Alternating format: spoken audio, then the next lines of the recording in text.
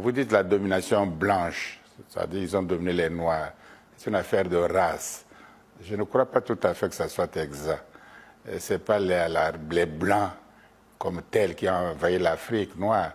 Ce sont les intérêts, les groupes d'intérêts, intérêts d'État, intérêts financiers des groupes, etc. C'est eux qui ont eu intérêt à venir, c'est un système qui a venir coloniser, si vous voulez, l'Afrique. Bon, comme ils sont blancs, on dit, bon, c'est les blancs, tous les blancs. En fait, non, il y a des blancs qui se révoltent aussi contre ce système. Donc, ce n'est pas tout à fait l'affaire des blancs. L'Europe, à part le charbon, ils n'ont rien dans leur sous-sol, absolument rien du tout. Ni cuivre, ni diamant, ni or, ni fer, ni uranium, ni tungstène, ni colbate, il n'y a strictement rien. Bon, ils ont cassé leur forêt depuis le Moyen-Âge. Ils n'ont presque plus de forêt, de bois. Alors, du coup, ils viennent, soit en Amazonie, casser la forêt, soit sur le continent africain, casser la forêt, tuer les éléphants, prendre de l'or, du diamant. Ils sont les premiers producteurs du diamant au monde, Anvers, alors qu'il n'y a même pas un seul grain de diamant en Belgique. Anvers devient la capitale du diamant. Ils prennent ça en Afrique. Et comme ils avaient une certaine supériorité technique, bon, ils ont dominé. Et quand vous subissez ça un siècle entier, si vous ajoutez encore l'apartheid, et avant, il faut ajouter au moins 6 siècles d'esclavage, des millions et des millions, au moins 500 millions d'Africains sont partis en esclavage dans le Nouveau Monde, soi-disant. Alors vous comprenez que l'Afrique était complètement déstructurée, complètement détruite, complètement. Et il faut féliciter les Africains qui, en un siècle, ont rattrapé quand même. Nous sommes nombreux maintenant, on occupe l'espace, et dans 20 ans, peut-être, on sera peut-être 1 milliard et quelques. Donc, on a quand même, on n'est pas éliminé.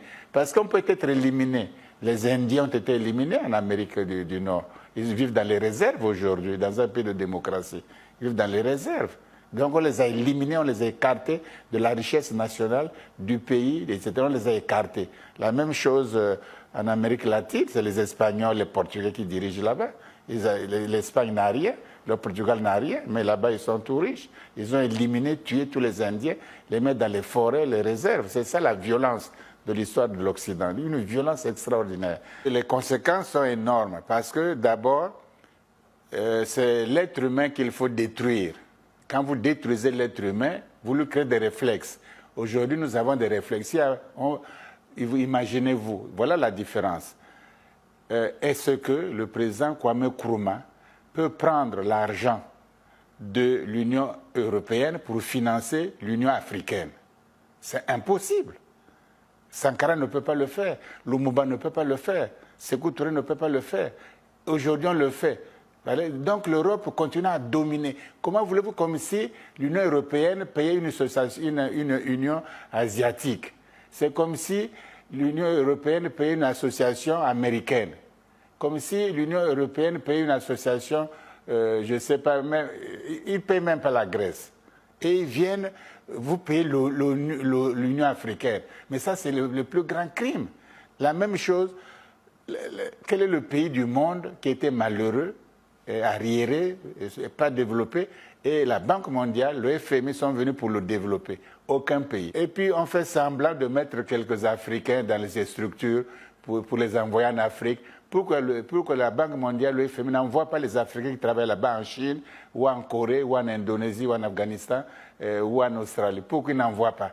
C'est la colonisation. Et puis ces Noirs sont certes compétents, mais ils appartiennent à un système qui détruit l'Afrique. Comme si pendant l'esclavage, un autre Noir peut surveiller les Noirs esclaves sur la plantation. Il n'est pas moins esclave, hein, même s'il surveille. Donc les Africains qui travaillent dans les banques mondiales, ils sont esclaves comme nous. Ils sont aussi colonisés.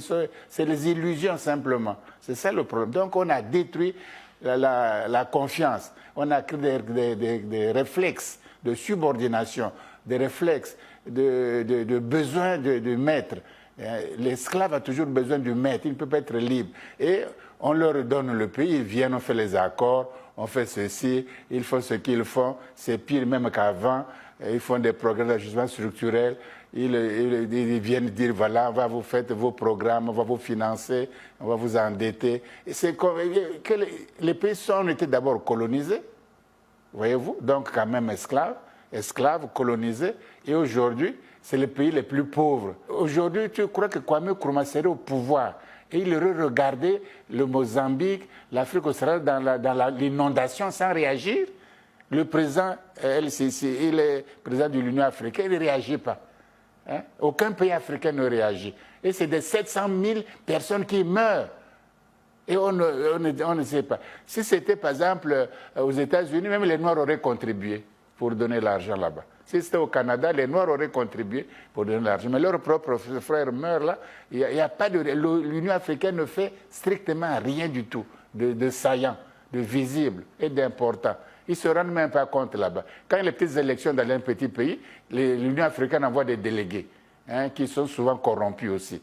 Mais maintenant, quand il y a l'inondation, des catastrophes comme ça, l'Union africaine n'envoie même personne pour regarder, pour voir. Vous voyez que c'est des structures qui sont manipulées et qui n'ont rien d'africain et qu'il faut souhaiter que ça disparaisse, que d'autres structures, d'autres Africains viennent. Parce qu'il n'y a même pas de patriotisme. Et voilà, le problème, c'est les séquelles. C'est qu'on n'arrive pas à être soi, à avoir confiance en soi. Aujourd'hui, les États-Unis d'Amérique, avant tout le monde, au XVIIIe siècle, ils ont vu clair, les dirigeants là-bas. Ils ont saisi, ils ont eu un idéal. Il faut faire un État fédéral. D'autres ont voulu, d'autres n'ont pas voulu. Ils sont parvenus à faire un État fédéral. Puissance, avant tout le monde. Et ils dominent.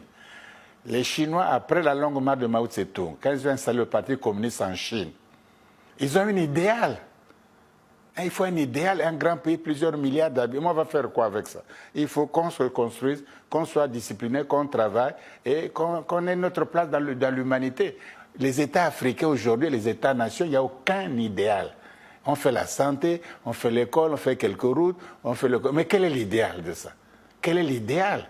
Il n'y a pas d'idéal. Et quand il n'y a pas d'idéal, vous ne pouvez pas avancer. Vous tournez en rond, vous faites les élections, vous changez les constitutions, on vous applaudit, vous tournez en rond les partis politiques, on met en prison, on libère, on fait ceci, on fait des alliances.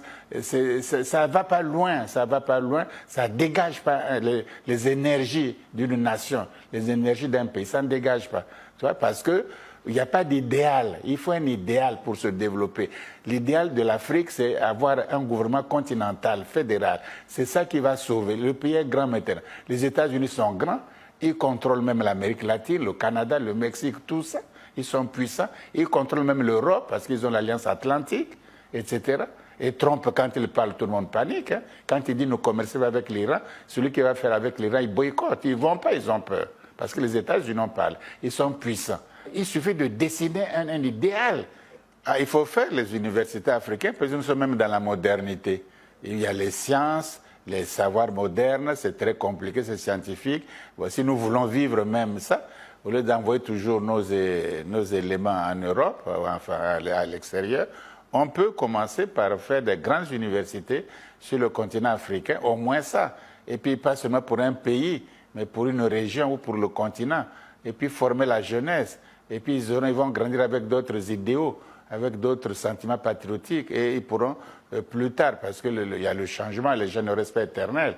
On s'en va. Donc peut-être les futures générations, ayant été éduquées dans un certain patriotisme panafricain, pourront en ce moment créer d'autres structures africaines. Je crois qu'il ne faut plus que les banques mondiales, le FMI, viennent sur le continent africain. Il faut les interdire strictement, qu'ils ne viennent plus. Il ne faut pas qu'ils viennent, parce qu'ils ne pourront jamais, au grand jamais, développer l'Afrique. C'est impossible. La Banque mondiale voulait vous développer, qui n'ont fait qu'un plan d'ingénieurs. Voilà, pendant 5 ans, 10 ans, nous allons former des ingénieurs africains dans l'agronomie, dans l'industrie, dans l'énergie, etc., dans les transports. On va former les ingénieurs africains. Voilà un plan qu'il faut faire. Mais il vous parle des problèmes d'ajustement structurel. Il ne faut pas augmenter les salaires, il ne faut pas faire les écoles, il ne faut pas faire les hôpitaux. Tu as déjà vu le FMI parler de l'école ici en Afrique? Ils n'aiment pas ça. Il n'est pas contre. Il vous parle des programmes d'agriculture, on va donner les aides agricoles, mais vous voyez bien que vous ne pouvez pas vous développer en faisant un champ de maïs. Hein. C'est un idéal. Je crois que ce faisant, et les Africains trouvent que c'est méchant, c'est violent, on ne respecte. Non, ce n'est pas ça. Chacun défend ses intérêts.